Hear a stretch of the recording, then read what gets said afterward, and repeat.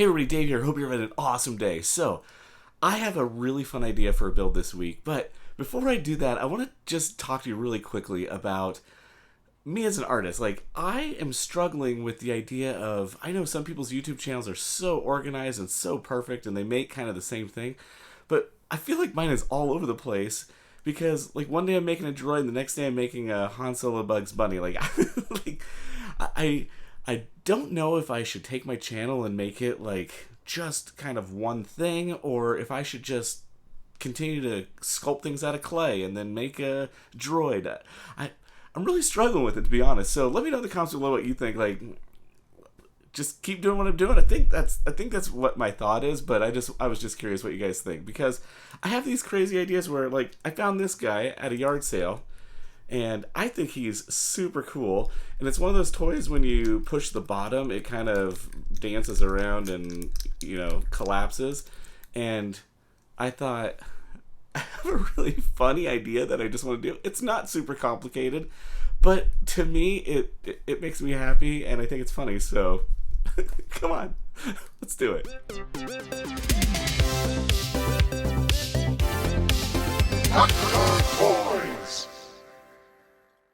Alright, so here's the little skeleton guy. I think he's pretty great.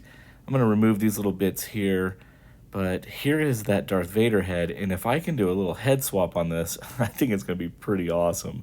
So first things first, we'll go ahead and remove his little violin. It's kind of like a paper type material, so I did have to clean it up just a little bit, but that pulled right out. And then his bow, that also was glued in with maybe some type of hot glue or some kind of epoxy, so I just gave it a little pull and actually the whole little thing came out. And then the head, it was actually just glued straight onto a back piece, so I just took my X-Acto knife and just slid it right off. And I am definitely going to use this head for something, so it's going in my bits box because that's just great. Alright, so here's the body. I think I want to paint the arms and the hands black. I want to keep the rib cage, the pelvis, the legs, but I think I might even paint the bottom portion of the legs and the boots black. So I think that's what I'm going to do. So I need to mask this up. So I'm just using some blue masking tape, nothing fancy here. And I'll go ahead and mask up all the parts that I don't want painted black. And he is ready to be painted. He looks so excited. He's like, yes, paint me. So here I'm just using some black Rust-Oleum. And yeah, I just use the spray paint, and now we'll get to do like Christmas time and open this guy up. All right, there it is. That looks great. Now I think I'm going to draw some bones on here, and I think I'm going to do a bone on the front and the bone on the arms, and I think I'll do the same on the back side. So I was going to use my Micron number 2 at first, but I thought, you know what? I should probably sketch it in pencil first, because I can erase this if I mess up, so I kind of want to get a placement and see where it goes. So that's what I'm doing here. I'm just kind of sketching out the bones. And I'm kind of going with a little bit of a cartoony style just to match the artwork that's already on this skeleton. So there's the front and the back. And then I took the Micron and went over that. That worked out much better for me, and I felt more comfortable doing that. Now, I did start with the number 2 Micron, and you'll see a little bit later in the video, I feel like it's a little too thin. So I'm going to eventually move to a number 8. But for the time being, I'll go ahead and finish this out and get this all drawn up. Okay, so there you can see the original artwork is a little bit thicker, so I'm going to go ahead and thicken those bones up and make that look a little bit closer. All right, here's the helmet, and I do want to make this a little bit more skeletal, so I'm going to take this white paint here, and again, it doesn't have to be Citadel, it can be whatever, and I am going to just paint the helmet. I'm not being super careful because I'll be able to clean up some of my mistakes later. This will definitely take a couple of coats just because the white is hard to cover, but I was noticing the white is a little too stark because it's a little bit more yellow on the bone. So I took, again, a different white paint, and I had this yellow close by. So again, it doesn't matter what the paints are. It was just getting the right color and doing up some mixtures.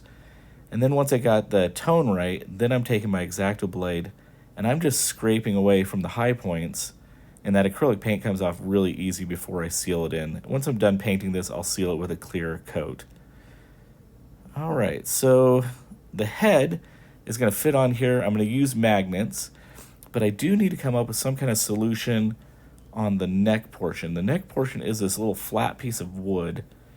So I scrounged around in my bits box and I found a couple of different little metal screws and caps and stuff. But this doesn't actually stick. It's, for whatever reason, it's not magnetic. So I used a washer here, and that washer holds great. And what I'm going to do is I'm going to put the magnet in there and glue that onto the washer.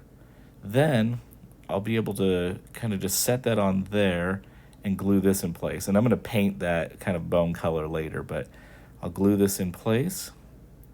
And then once this is glued in place, I'm going to take that washer. I have a little bit of super glue on there, and I'm just holding that with the washer. Now the head should just click right on. It'll swivel left and right, so that's pretty awesome. Now I'm taking the Micron, and I'm just kind of drawing some little simple lines on the face to give it kind of a look and feel of the skeleton itself. The skeleton had some fun little dashed lines and kind of a little bit of artistic look to it. So I think this is helping tie it into the whole build. So I'm really liking how this turned out. It's really fun, and it gives it kind of this really nice look that ties in to the entire piece. Now the last bit would be to make this lightsaber. So what I did was I just took a piece of polystyrene and I put it in his hand, and it actually held pretty good in his hand. I think in the end I finally did use a little sticky tack. But I'm just taking some red paint. Again, this is just red paint that I had close by. You could use a simple craft paint, no big deal. I'm going to leave a little bit of white space there because I'll paint that silver in a second. But just painting this red and just twisting it as I go. And that looks great for his lightsaber.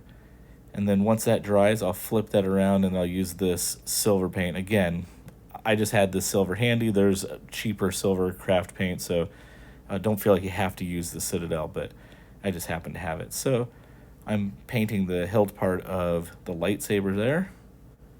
And once I get that all done, then I'm going to take a Sharpie marker, and I'm just going to add a couple of little detail lines. It doesn't have to be overly detailed because the skeleton itself is pretty simplistic in the artwork, so I think this is going to work pretty nice. All right, that's looking great. So now let's just do a little test fit, and that's looking awesome. I think we're about ready to call this one done. I like it.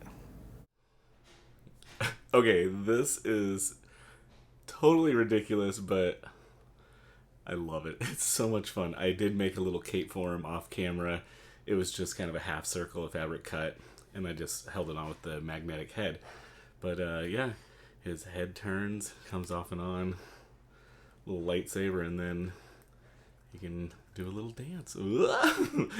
His head's kind of heavy, so he doesn't spring right back up, but I don't know. I love it. It's fun. Let's do some turnaround shots of this, and as always, it's a great day to be a toy nerd. Have a great one.